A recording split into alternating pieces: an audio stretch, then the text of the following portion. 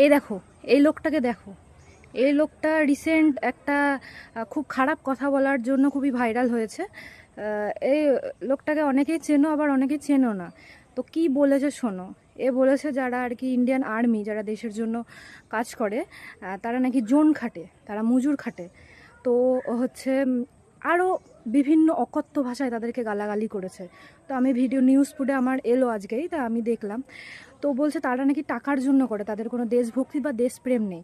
তা আমি ওকে এটাই বলতে চাই যে তোকে যদি টাকা দেয় তুই কি বর্ডারে গিয়ে কাজ করবি? তোকে যদি টাকা দেওয়া হয় তুই কি বউ বাচ্চা ছেড়ে দূরে গিয়ে পড়ে থাকবি? না তোকে টাকা দিলে তুই গুলিও খেতে পারবি? বল। ওরা নাকি টাকার জন্য করে, টাকা না দিলে ওরা নাকি কিছুই করবে না, সব দেশপ্রেম বেরিয়ে যাবে।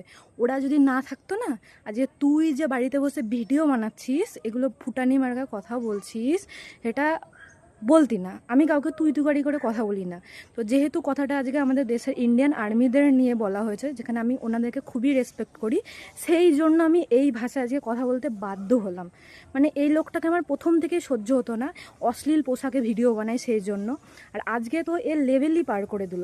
ক্ষমাও চেয়েছে, কিন্তু ক্ষমার চাওয়ার মধ্যে সেই অহংকারটা এর যায় না, অহংকার যায় না। দেশদ্রোহী একটা।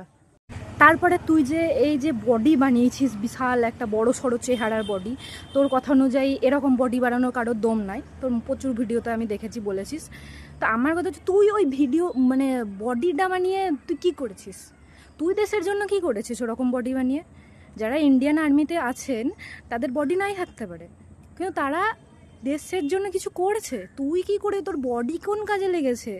তোর রেসপেক্টেড ওয়াইফ ছাড়া আমার মনে হয় না তোর বডি কোনো কাজে লেগেছে।